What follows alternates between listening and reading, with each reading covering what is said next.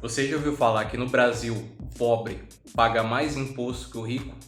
E como isso é possível? Como é feito a conta? Fica comigo que eu vou te explicar um pouco nesse vídeo.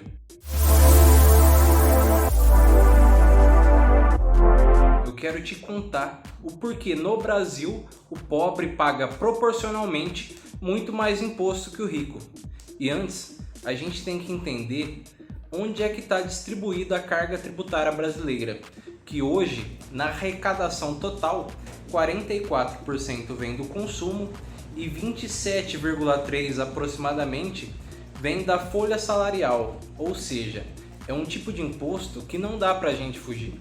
Não tem como a gente escolher se a gente quer pagar ou não, diferentemente daquele imposto que você imprime, vai na lotérica, vai em qualquer agência bancária e paga, pois o imposto, como o IPVA, o seu IPTU, é pago parceladamente, ou quando você tem dinheiro você pode atrasar esse tipo de imposto, diferentemente do ICMS, do IPI e do ISS.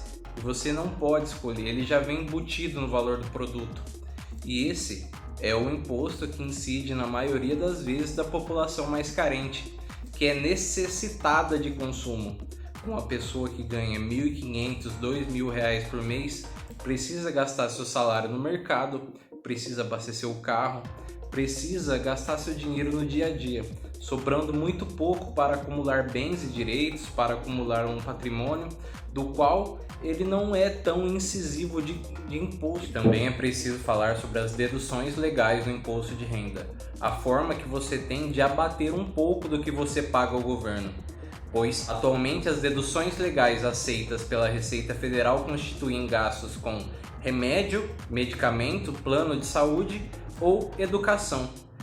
O gasto com educação é limitado até aproximadamente 3.100, um pouco mais ao ano, e os gastos com saúde são ilimitados, ou seja, a pessoa que tem condições de pagar um plano de saúde, a pessoa que vai num plano odontológico, que paga um dentista, possui muito mais dedução do que aquele que não tem condições. Ou seja, se você ganha R$ 2.200, você tem seus filhos, você tem sua casa, você tem seus gastos com locomoção e não consegue pagar um plano de saúde, você praticamente não vai ter abatimento nenhum. Porém, se você ganha R$ 5.000, R$ 6.000 e consegue pagar um plano de R$ 1.500, R$ 2.000 por mês, esse valor vai ser abatido do seu imposto de renda. Em dados de 2018, apenas 10% do Brasil possuía renda acima de R$ 5.200 por mês.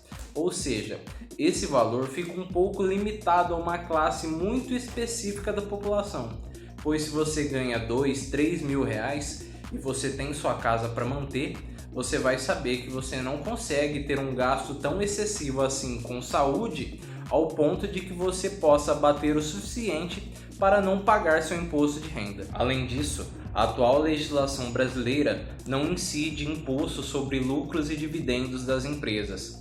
Você pode investir parte do seu salário em ações, receber seus dividendos mensais e não precisa pagar seu imposto de renda em cima desses dividendos.